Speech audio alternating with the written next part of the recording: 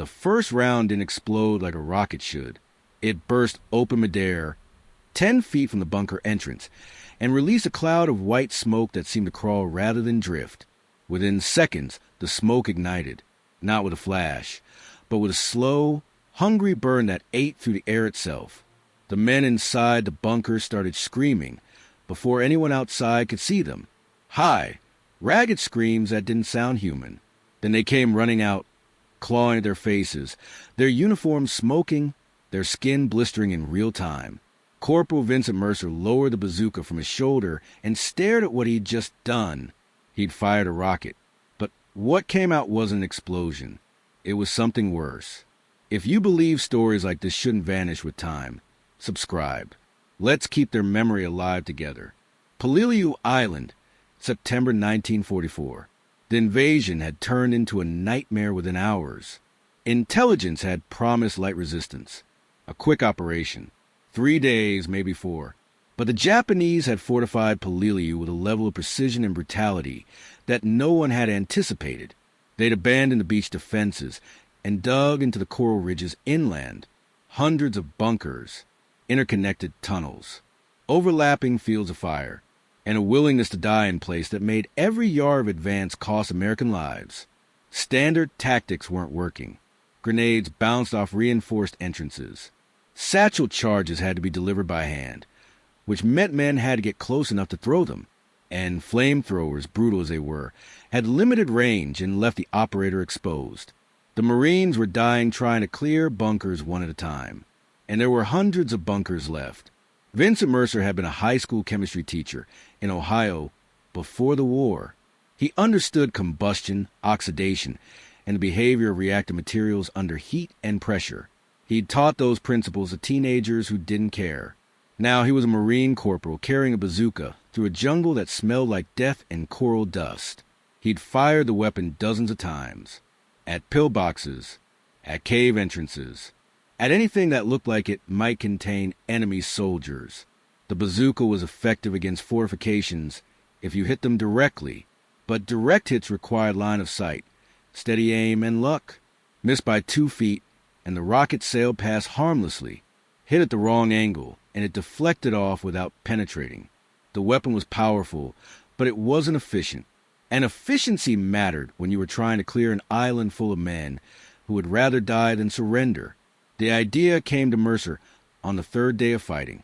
His squad had been pinned down for 6 hours by a single machine gun nest dug into a coral outcropping. They'd tried everything. Rifle fire, mortars, a flamethrower team that got cut down before they could get close enough to use their weapon. The bunker was small, well protected, and manned by soldiers who understood that as long as they held that position, the American advance stopped. Mercer had 2 rockets left, standard high-explosive anti-tank rounds. They'd punch through the bunker entrance if he could hit it dead center, but the angle was wrong. The opening was too narrow, and he'd already missed once.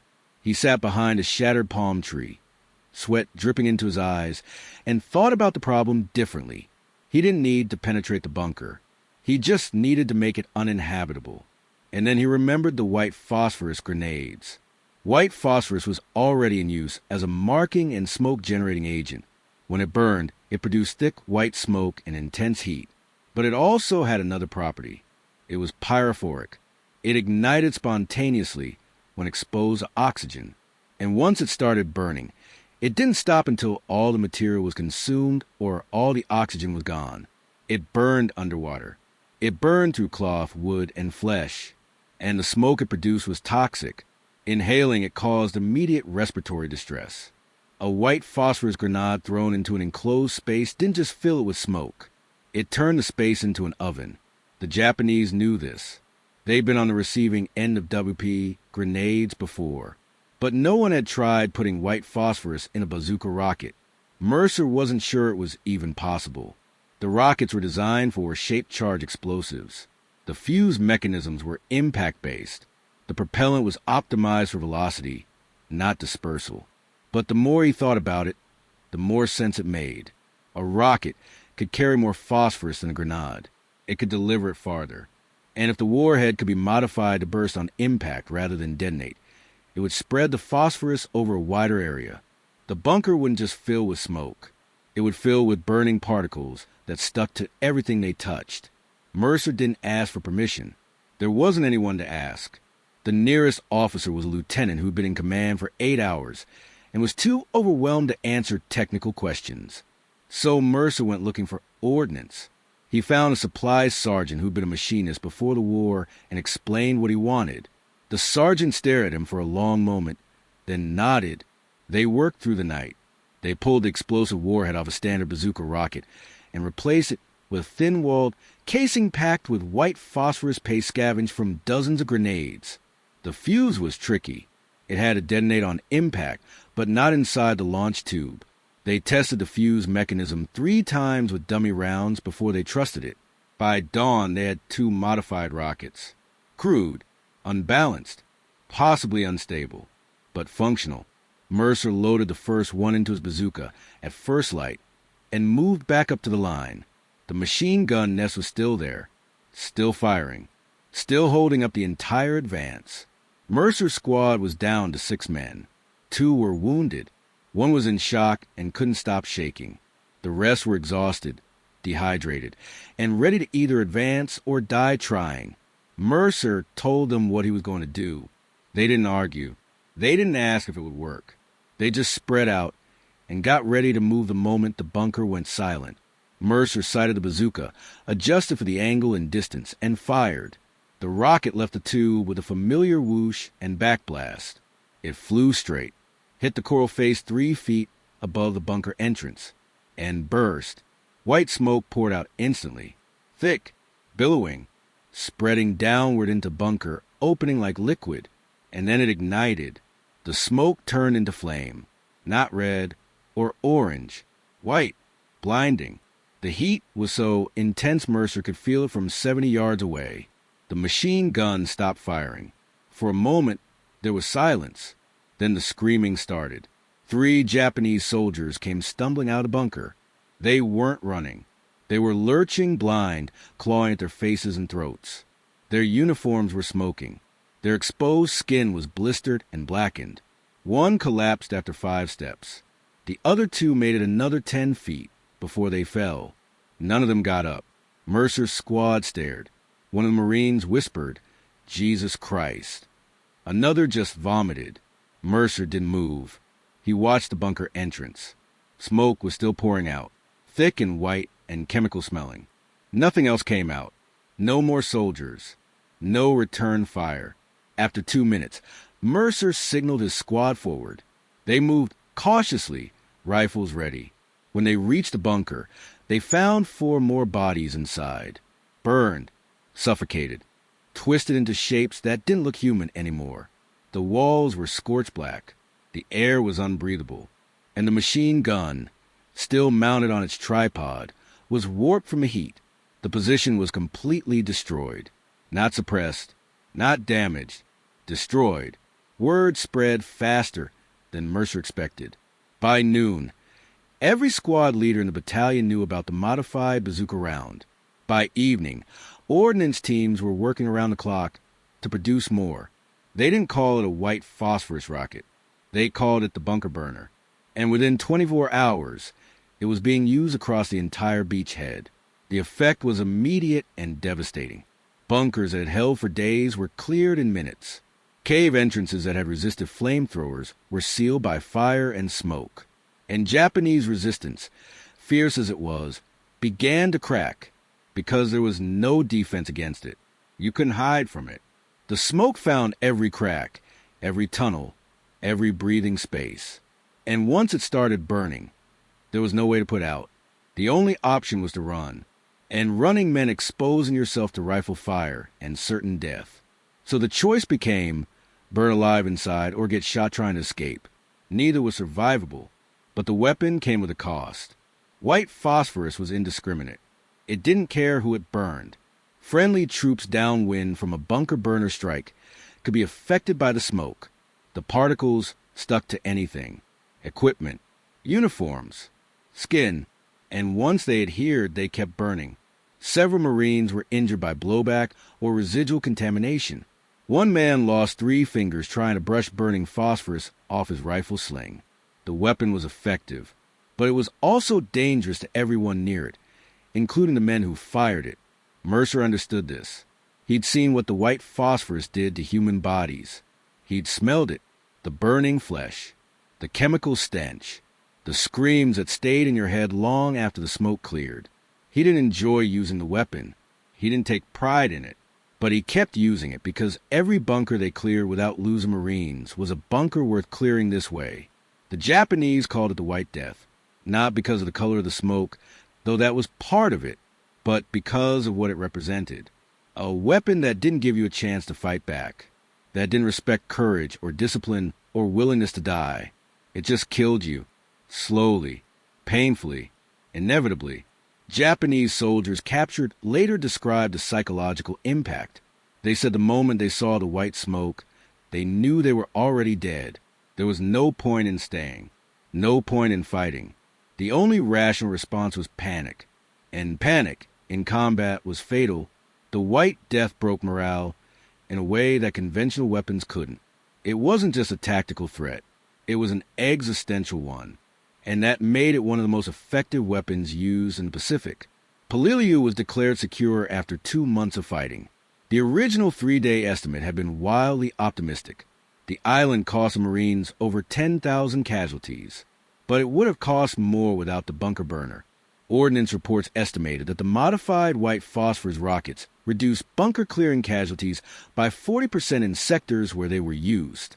That number was cold and clinical. But it represented lives. It represented men who went home instead of being buried in the coral. And for Mercer, that was the only number that mattered.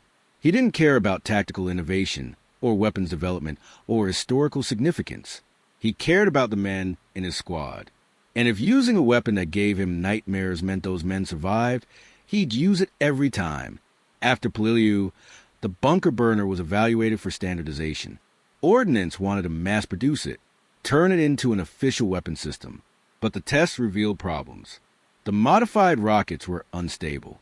The phosphorus paste was difficult to manufacture safely. The fuse mechanism had a failure rate of nearly 15%. And the legal questions were complicated. White phosphorus wasn't banned under international law, but using it as an anti-personnel weapon in enclosed spaces pushed the boundaries of acceptable conduct. The weapon worked. But it was controversial, and the military, ever cautious about perception, decided not to pursue mass production. A limited number of bunker burner rounds were produced and distributed to Marine units in the Pacific, but they were never officially adopted. The weapon existed in a gray area, used when necessary, denied when questioned, and quietly forgotten after the war ended. Mercer survived Peleliu. He went on to fight at Okinawa, where he used the bunker burner twice more. Both times, it worked exactly as designed. Both times, he watched men burn alive or suffocate in smoke-filled tunnels. Both times, he told himself it was necessary. When the war ended, he went home to Ohio and went back to teaching chemistry. He never mentioned the bunker burner in class. He never talked about it at veterans' meetings. He never wrote about it or sought recognition for it. When his students asked what he did in the war, he said he was a Marine in the Pacific. That was all. He didn't explain what that meant. He didn't describe the weapon he'd helped create. And he didn't talk about the men he'd killed with it. Because how do you explain that? How do you tell teenagers learning about oxidation reactions that you once used those principles to design a weapon that burned men alive? You don't. You just carry it. And you hope they never have to understand. But the story didn't end with Mercer, because the idea, once proven, didn't disappear. It evolved. The bunker burner wasn't standardized, but the principle behind it was studied, analyzed, refined, and decades later, it reappeared in different forms. Thermobaric weapons, fuel-air explosives, incendiary munitions designed specifically for enclosed spaces. These weapons didn't use white phosphorus. They used more advanced compounds. But the core concept was the same. Turn an enclosed space into an uninhabitable environment. Force the enemy out or kill them where they hide. The bunker burner, crude and improvised as it was laid the conceptual groundwork for an entire class of modern weapons. Mercer never knew this. He died in 1987, decades before thermobaric weapons became standard. But his innovation, born out of desperation on a coral island, shaped the future of bunker warfare. There's a lesson in that, a lesson about how war drives innovation, not through careful planning or institutional research, but through individual soldiers facing impossible problems and finding solutions at work. Mercer didn't have a lab. He didn't have a research budget. He didn't have approval from headquarters. He had a chemistry background, a supply sergeant who knew how to work metal, and a willingness to try something that might get him killed. That combination, repeated across thousands of battlefields, is what produced the tactical and technological advantages that won wars. Not the grand strategies, not the factory production numbers. The individual decisions made by men under fire who understood that survival required innovation. But those stories are rarely told. Mercer's name doesn't appear in official histories of the Pacific War. The bunker burner isn't displayed in museums. There's no monument to the men who used it or the lives it saved. The weapon existed in the margins of military history, in the field reports that mentioned incendiary munitions without giving details, in the oral histories of veterans who describe a rocket that burned without explaining how, in the classified documents that analyze effectiveness without acknowledging the human cost, and in the memories of the men who were there, who saw what it did, and who understood that sometimes the weapons that save the most lives are the ones that haunt you the most. The psychological toll of using white phosphorus was something no one talked about officially, but it was real. Marines who'd used a bunker burner reported nightmares for years afterward. They dreamed about the smoke, the screams, the smell of burning flesh. Some refused to talk about it at all. Others talked too much, compulsively retelling the story as if repetition could somehow make it mean less. But it never did, because the horror wasn't just in what the weapon did to the enemy. It was in what it did to the men who used it. It forced them to confront a brutal truth. That winning sometimes requires doing things that destroy part of yourself. That survival sometimes comes at the cost of your humanity. And that the weapons that save your friends' lives might be the same weapons that make you question whether you're still a good person. Mercer struggled with this. His family noticed. He was quieter after the war, more distant. He'd stare at nothing for long periods. He avoided fireworks and bonfires. The smell of smoke made him nauseous. His wife asked him once if he was okay. He said he was fine, but he wasn't. He was carrying the weight of what he'd done, not the killing. Killing in war was expected, but the manner of it, the burning, the suffering, the knowledge that he designed a weapon specifically to maximize pain and terror, that weight never left him. He learned to live with it, but he never put it down. This is the part of war that history forgets. The long aftermath, the decades of carrying memories that don't fade, the nights when you wake up smelling smoke that isn't there, the moments when you hear a sound that reminds you of screaming, and you have to stop what you're doing and breathe until it passes. The quiet erosion of the person you were before you learned what you were capable of. Mercer lived 54 years after the war ended. He taught thousands of students. He raised a family. He was respected in his community. But inside, part of him never left Peleliu. Part of him was still standing 70 yards from a bunker, watching men stumble out burning, and knowing he was responsible. That's the cost. Not the one measured in dollars or production hours. The one measured in souls. But there's another side to this, because while Mercer carried the burden, he also knew the alternative. He'd seen what happened when bunkers weren't cleared, when Marines had to assault fortified positions with grenades and flamethrowers and bayonets. He'd seen friends torn apart by machine gun fire. He'd carried wounded men who didn't make it to the aid station.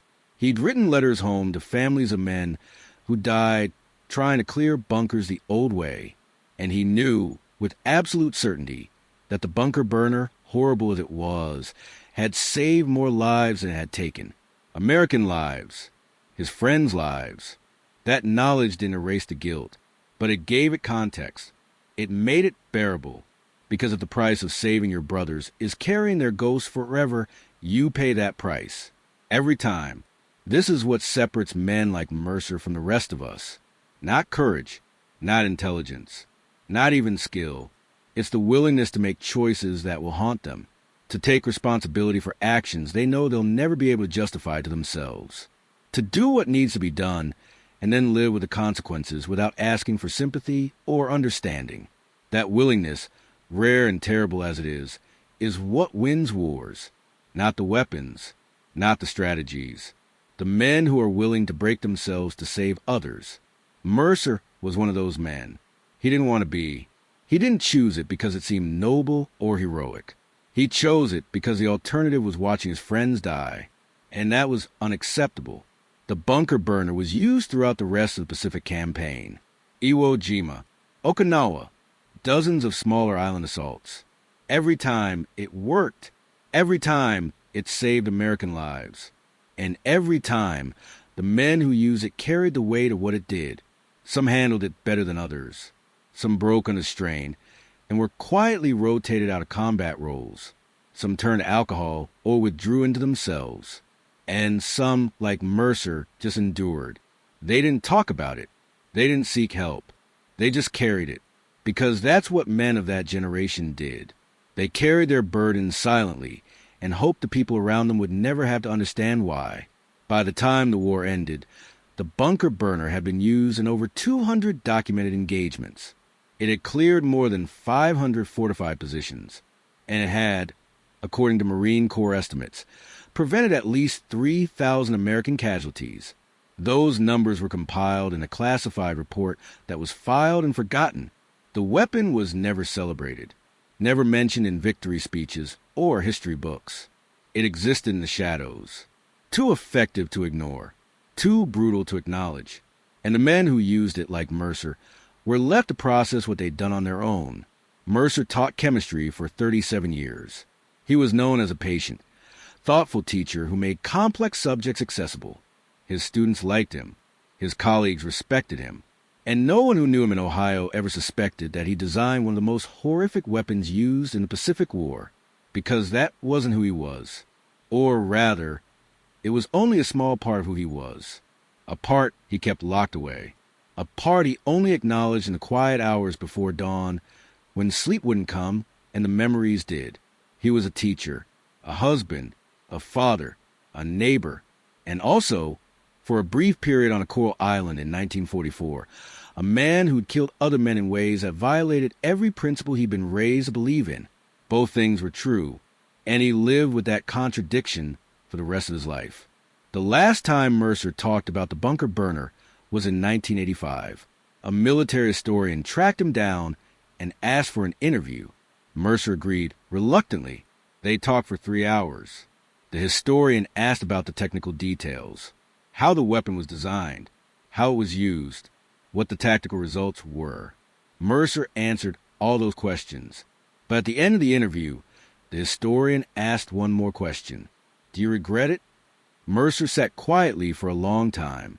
Then he said, every day, but I'd do it again because it saved my friends. And that's all that matters. The historian wrote down the answer, but he didn't include it in his book. He said later that it felt too personal, too raw, that it didn't fit the narrative structure he was building. So that answer, like so much of Mercer's story, was lost, filed away in interview notes that no one ever read. Mercer died 2 years later. Heart attack, quick and painless, according to the doctors. His funeral was well attended. Former students, colleagues, family. The Marine Corps sent a representative who presented a flag to his widow.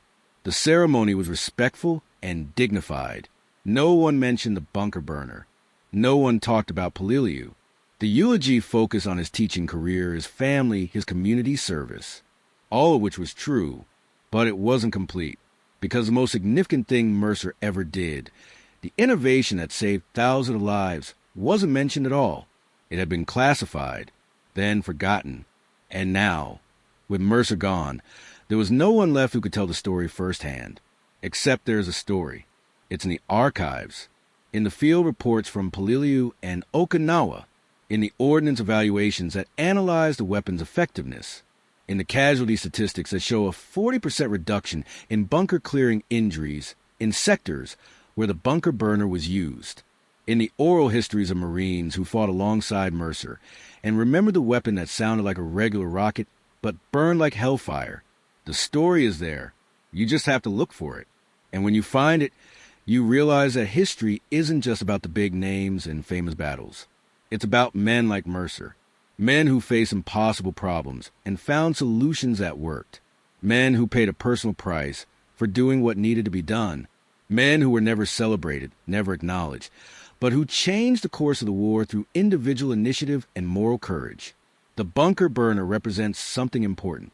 It represents the hidden cost of innovation, the psychological toll of creating weapons designed to maximize suffering, the moral complexity of using those weapons to save lives, and the quiet burden carried by men who did things they knew they'd never be able to justify to themselves. That burden is part of every war, but it's rarely discussed, because it doesn't fit comfortable narratives about heroism and sacrifice. It's too complicated, too dark, too honest, but it's real, and ignoring it does a disservice to the men who carried it. If this story moved your heart even once, subscribe. It's the least tribute we can give to men like him,